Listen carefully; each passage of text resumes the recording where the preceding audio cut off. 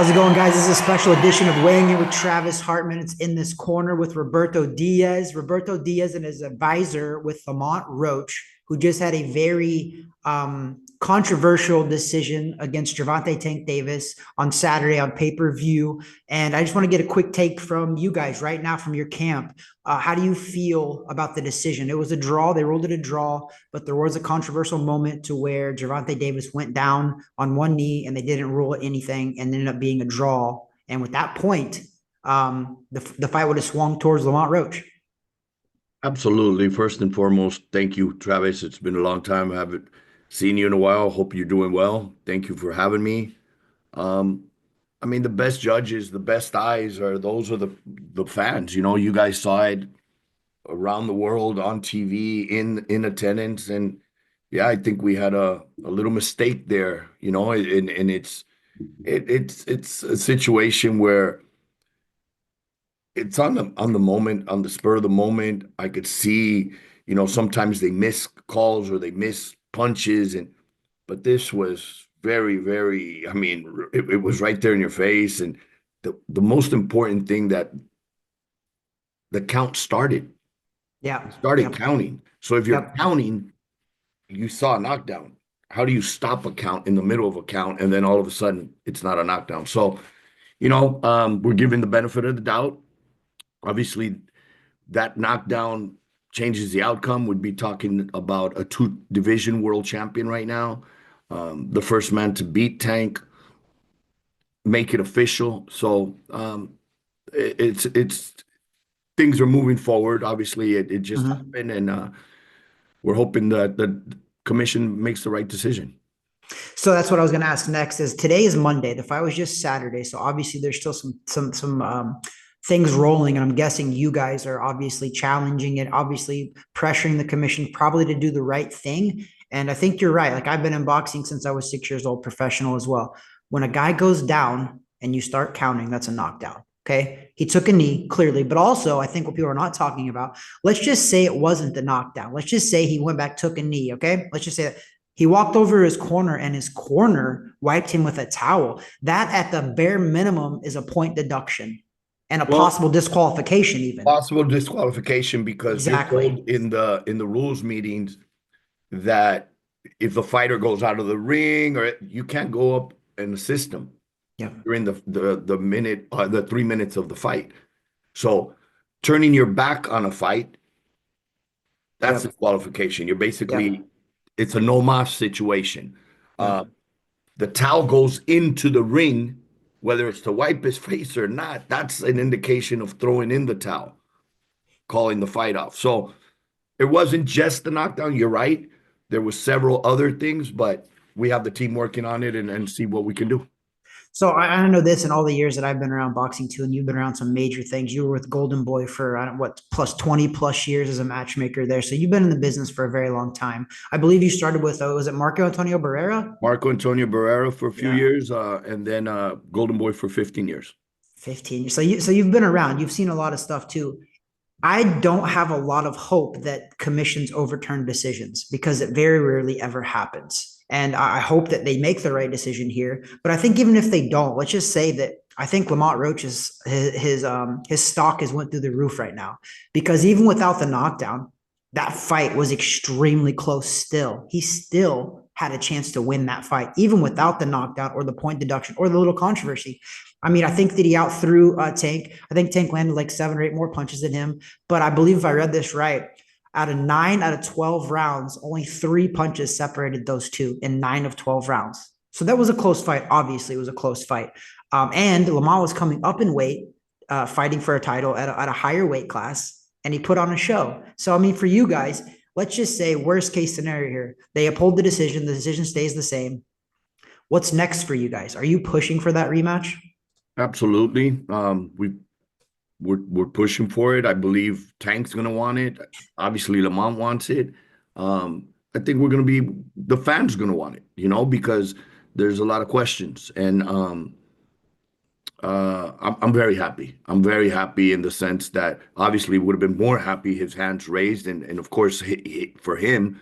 But before the fight, you know, many in the media were like, we're not going to watch the fight. It's a mismatch. He's fighting Yeah. a little guy.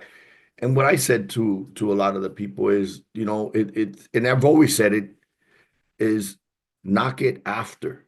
If it was a horrible fight, obviously write about it and say it and criticize it, but don't push it away until you see. I've known Mhm. Lamont since his pro debut. I worked with him all those years at Golden Boy together. I know the character. He's been there before. We had a fight in Puerto Rico where there was a knockdown, not called a knockdown, ends up costing him, and he gets a draw. And I remember that was the very first time I saw him really, really in the dressing room when I walk in, how much it bothered him to have the draw. And that's when I knew the kind of character this kid had.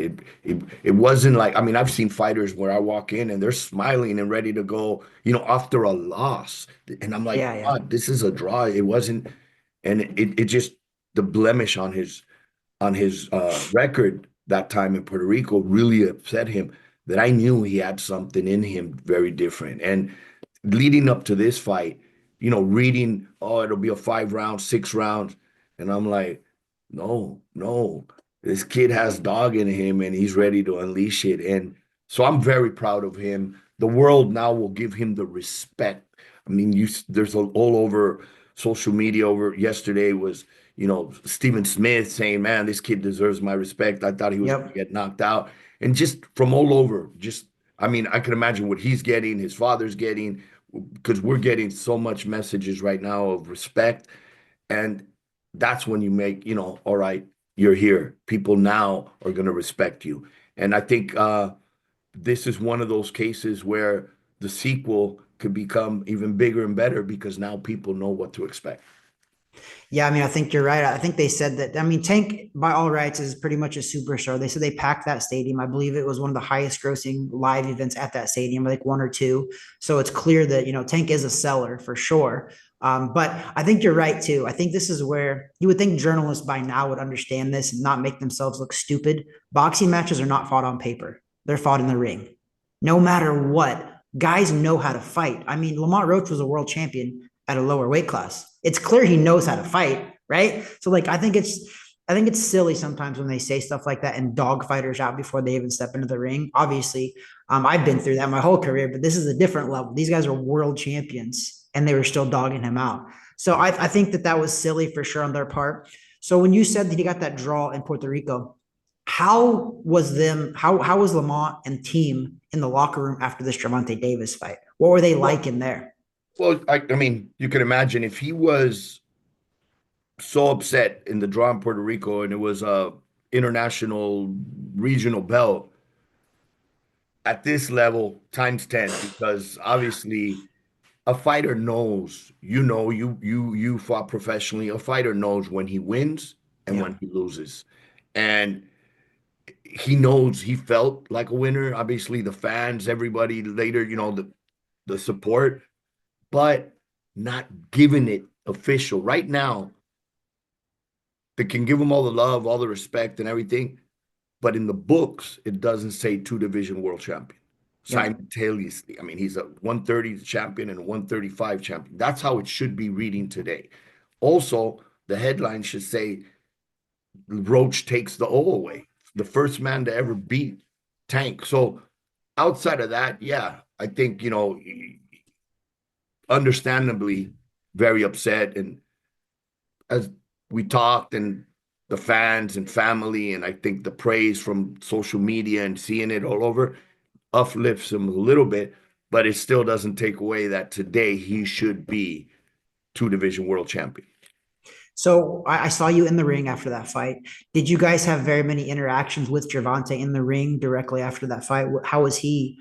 He seemed little okay in the post-fight press conferences, but how did he behave towards you guys in the ring right after that?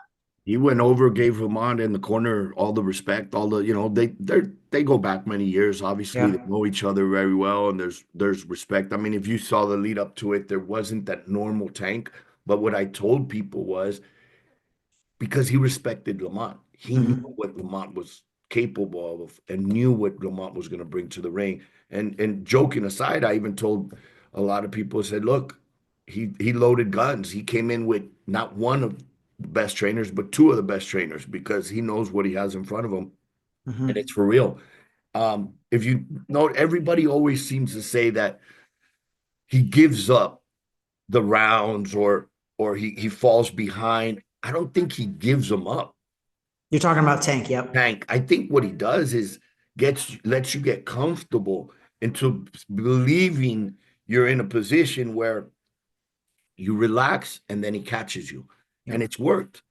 But this particular time, he was in the first few rounds trying to figure out his rhythm, trying to throw Lamont off, and it just wasn't working. And then it had to turn into the fight. And I was very proud because in the end,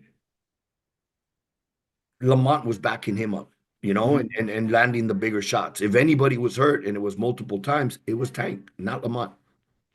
Yeah, Lamont looked focused. He looked locked in and he looked calm. And I think that's the thing that I was watching the whole time. He never looked like he was out of sorts. Even after I think Tank did get rocked a couple times. Even after he got rocked, I feel like Lamont was still calm, cool, collected, still did what he was supposed to do. And I think Tank was probably a little surprised, I bet, by some of that because I think later in the fight is when Tank usually is like, you know what, I'm gonna knock these guys out later. I'm gonna Mm-hmm. lose some Mm-hmm. rounds early, whatever, figure them out. And then it didn't happen that way. So I think that definitely I think Tank probably respected him anyways before the fight for sure. But I think Absolutely. no matter what he does now, I just hope that he doesn't because Tank is a big enough star right now that I feel like he could bypass a rematch here because he knows it's a tough fight, and I don't think he wants it again. I really don't like seeing it. He says he does, and I hope he's a real champion because a real champion they would. Mayweather went through that too. Mayweather fought Castillo, and everybody thought he lost. He rematched him. He fought Maidana. Everybody Maidana. thought that was what, and he rematched Maidana. And you could say whatever you want about the decisions, but true champions, if there's a questionable call, they do the right thing and they rematch. So I hope Gervonta does that for your guys' sake, but also for his legacy and for Lamont Roach. This guy deserves it, right? He's proved now on a huge stage that his one loss didn't mean anything. He already had a draw too, didn't mean anything. He proved that on that certain day, he showed up and he showed out. And I wish I don't want to say it's a black eye on boxing. I hate when people do say that, but I do think a call was missed. And I do think that referee is normally a pretty good referee. Great referee. Great But referee, but what Travis. happens, and yeah, and I agree with you 100%. That's why I don't want to bash the referee, Yeah. but I do think it was a missed call. And when things happen like that, that's why we have a commission, right? We have a commission that can back him up and do the right thing. The commission was right there too. I feel like they should have stepped in at some point after that round even and talked to the referee in between rounds. Like, listen, that was a knockdown. You started counting. He took a knee. No matter what happens, you take a knee, you start counting, right? You're not allowed to wipe their face. You're not allowed to do any of that. So that's where I'm a little shocked right now because, like I said, I do think that referee is a very good referee. I think the judges that judged the fight were very good judges too. I think the judges' scorecards were pretty accurate. I do. I think they were pretty accurate. It was a very close fight, but with that point deduction or with that knockdown, Lamont is the two-time world champion. Correct. So Correct. with that being said, you go through all of that. This guy went 12 grueling rounds with Gervonta Davis, who is a bona fide world champion. The guy is very good, obviously. How do you rebound from this though? Let's say they don't give a rematch. I mean, mentally, this is I know that Lamont, from what you're saying, is a competitor, and this has got to be deflating a little bit. So how do you rebound from this? How do you keep him mentally right there? Do you just fight your butt off with the commission right now on his behalf and try your best to make sure the commission does the right thing, or maybe they order immediate rematch? There, I believe I do, and I did say it as well after is let's, and this is obviously to the media as well. It's let's not um like take Tank off that pedestal because he is that guy. He is, one of the top fighters in boxing, a superstar, and everything you said. Now let's just add a seat so we can add Lamont there as well because he earned it. He showed the world uh, just how good he is because sometimes, and that's where I think we fail is they were writing him off because they don't know him as well. Mm-hmm. Oh, let's look on paper. Oh, he only has 10 knockouts. He can't be too big of a puncher. He can't. I match made for him. He was brought up tough and had these styles that weren't going to get knocked out in 1 or 2 rounds. So, Mhm. but it was preparing him, and I'm very proud of that because now he showed the world. Now the world gives him that respect of he belongs right there in one of the top fighters in boxing today because he has the skill, he has the grit, he has the heart, and he showed it. He has the punch too, even coming up in weight.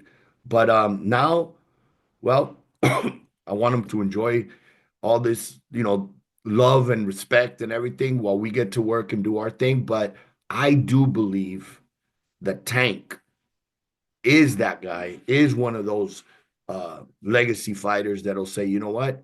There's too many doubts, there's too many questions, there's too much pride, and let's give this guy the rematch. And we could do it again. I think the sequel will be better than the original. Yeah, I mean, I hope you're right, just for his legacy and for boxing in general, because I think if boxing to the general public, they see stuff like this and they just start shouting all this stuff like, boxing is corrupt, boxing is all this. So that's why I I truly mean, hope that. and that's one thing that I'm like, I've been in the promotional game. You want certain fighters to win when you make fights and everything, Of course. but there's no control over that. And I agree with you. I think it was a mistake. The judges, I mean, the refs more so in this case, the ref doesn't have the ability that we have at home to watch Mhm. the replay, to rewind it and play it again. And they're on a fly. They got to make a call. However, if he would have not started the count and missed the knee, Yeah. okay, but Yeah. you That was started what's a count. weird. You started a count. How do you start a count And because stop. you saw a knockdown? How do you start it, not finish it, or you know what? No, it's not a knockdown. No, that was your first reaction. Go with it. And that's where I think that needs to be rewinded and seen so that they can come out with the right decision. Because if it's a knockdown that has no play in the outcome, we wouldn't be discussing it.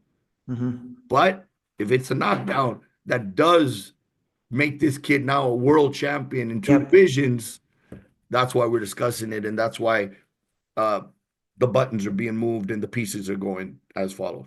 And for all the listeners out there, the fight was 114, 114, 114, 114. So on that scorecard right there, those two scorecards, that 1 point that he extra that he would have got for that knockdown would have swung that in favor of Lamont Roach. So on that scorecard alone, and those two, Lamont would have won that fight. And then the other scorecard would have been a draw. So Lamont would have won a majority decision. He'd be a two-time world champion, which probably should have happened. So that brings me to this question, because I've been talking about this to other people as well. And I think the WBC has implemented this. How do you feel about replay? How do you feel about instant replay in the moment after that happens, with quickly with the guys ringside able to review stuff like that and make a decision? Do you feel like there's a place in boxing for that? Because I know boxing is kind of the last major professional sport to really implement instant replay.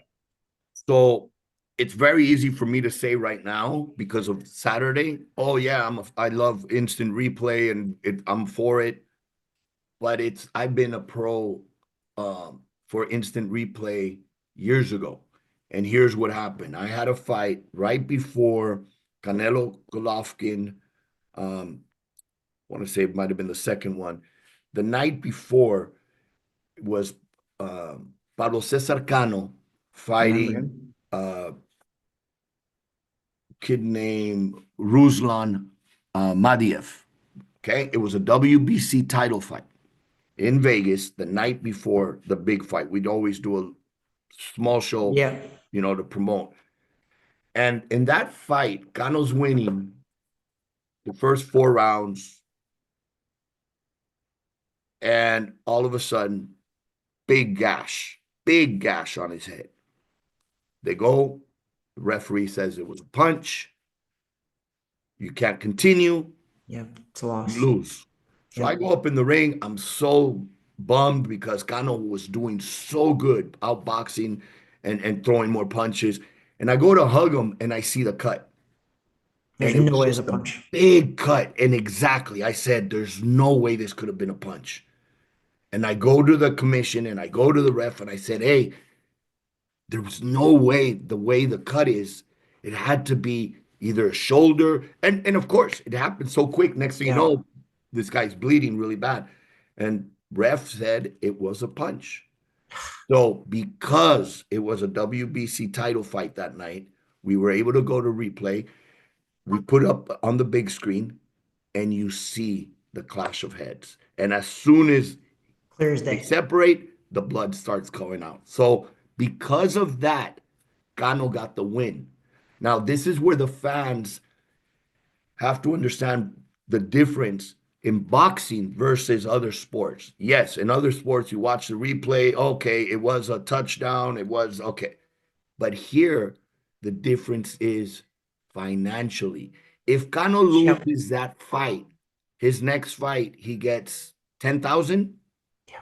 Because Cano won that fight, his next fight was Jorge Linares, which he then wins in the first round and goes on to make much more money. So the balance of a defeat, what you're going to make or what you can make, is very different. So that's where it's not just about, oh, we want to reverse it so it looks better on the paper. No, what it can mean financially. So I'm a big believer in instant replay. New York has it. They just have to use it. Man, see, you're so right. I think a lot of people. I just had John Scully on here, the Better Beeves assistant trainer, Better Beeves, and we talk about a lot of that stuff too. And I think that instant replay is something that does need to be a part of this. We have so much technology nowadays. Why not use it? And again, I'm not here to bash refs at all. Stuff happens so fast. A referee is in a big squared circle, and he could be on one side and not see the headbutt or the punch, and therefore he can't make a qualified decision. And when that happens, he needs to look to the commission, like, hey, replay this. And I think that if we have somebody ringside, which they're already always commission ringside, if we have somebody ringside, you have 1 minute between each round. Every 3 minutes, we have a 1 minute break. This would disrupt the sport at all by having Right. these guys do that. And that's where I love that we can do stuff like that, and where there's no disruption or no slowing down of the game. I know in other Well, sports, like, it happened recently, last year in Nevada, because Nevada does have another ref.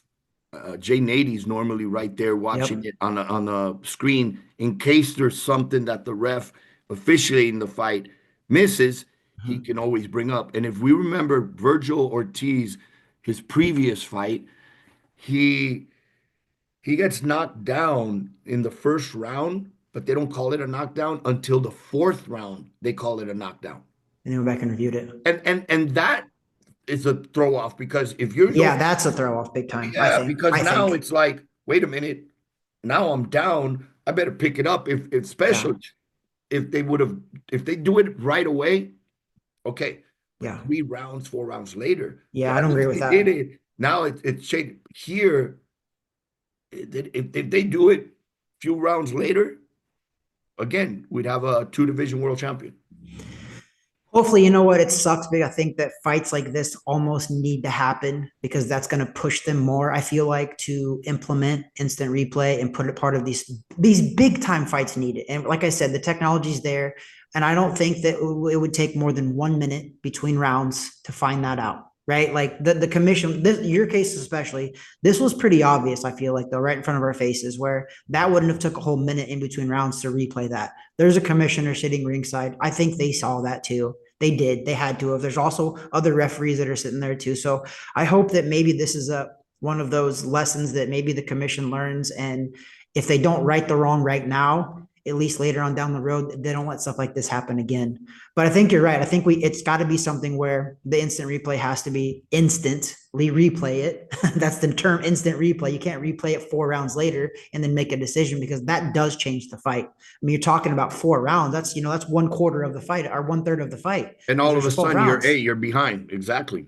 Yeah. I mean, that's a big portion, especially you're talking about. And this is where you're right too, that most people don't realize is boxing is so fickle when it comes to money. I mean, there's such a big pay gap from fights to fights. I mean, you're talking about some guys are making as little as $5,000 to some guys making 50 million.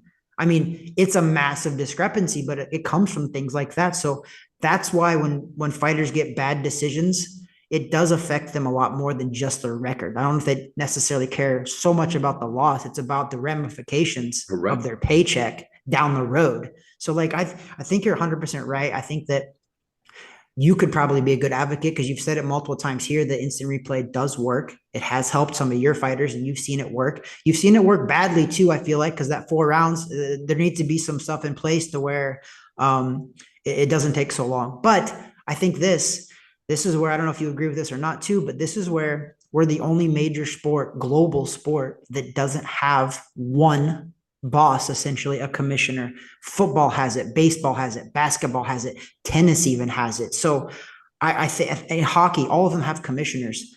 Why doesn't boxing have a Yeah. commissioner, Roberto? Yeah. You're absolutely right. And again, I go back for the benefit of the fighter.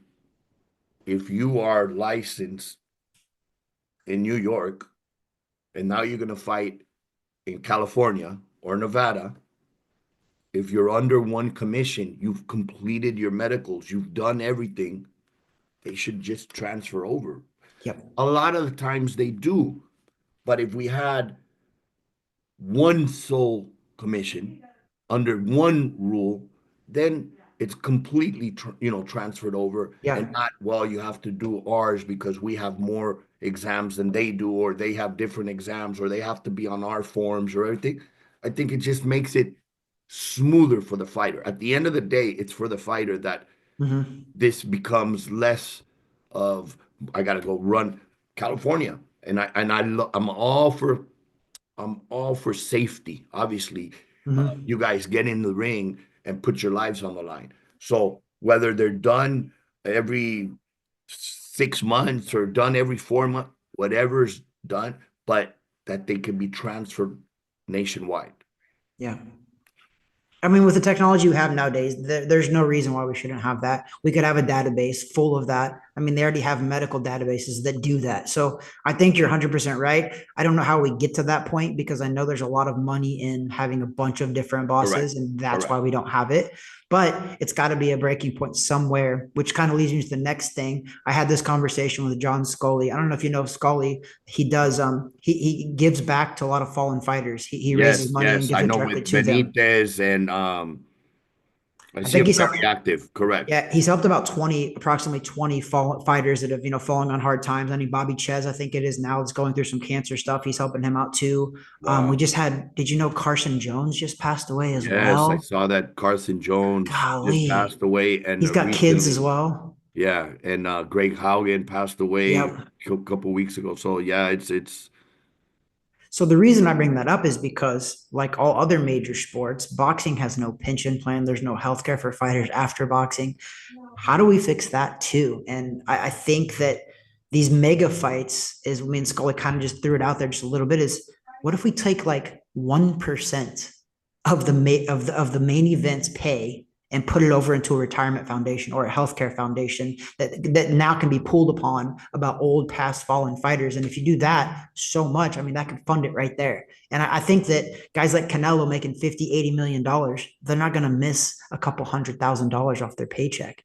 But I think we need fighters like that to make a little bit of a change. Turkish Al Sheikh over there in Saudi Arabia, I think that a guy like him maybe could pull that off and start pulling off a 1%, even if it's a 0.5% of $100 million, and put it off into a separate fund. Would you be in support of something like that, to where some, fallen fighters, fallen champions, like some of these guys are former world champions, Roberto, and Scully said that he had to send him $20, and this guy was calling him and was so extremely thankful for $20, and he's a former world champion. I mean, that it's sad. saddens me. It's sad. It is very sad, and we see it too much in our sport. You hear the stories, they're selling their belts, or they pawn their belts, or selling the outfits, and it's sad, but we do see it too much. I know the WBC does have a fund that helps them, and I've seen it. A lot of the fighters that have been homeless or dependent on drugs, falling into hard times. I've seen several cases of former world champions where they've put them into rehab and helped them. So I do see, when fighters say, "Ah, I'm paying sanction fees," in it, That's where it's That's what going. they go A to. lot of the times, they have a foundation with the WBC where WBC cares and they visit, take a lot of the champions go out and visit kids with cancer and hospitals and they are doing stuff that if more of this is done or promotional wise, a portion like you're saying goes into a fund to help. I definitely believe that that's a step in the right direction because California has a fund. After you do certain amount of rounds, you fought a lot in California. You should look into it. Yeah, You have a pension. Some of that money comes back to you. So I think if that's good. more I didn't know that. commissions, yeah, you have to have, I believe, not completed rounds, but scheduled rounds. Yeah, I believe it's somewhere around 60 or 80 scheduled rounds. So if you won in the first round, but you were scheduled for 10, it counts as the 10 rounder. And if you have the total amount of those rounds, there is an amount you get. Obviously, the more rounds you put in, it's based on how much the salaries and stuff that you yeah, you, you made, but there is a little pension there for you, which every little bit helps. Now, if all commissions did something like that, yeah, and a fighter fought all over the country, there could be a little monthly um, help that he can get that can help sustain him and not have homeless or dependent, on yeah. living out there on the streets and in the sad situations that some of them fall into.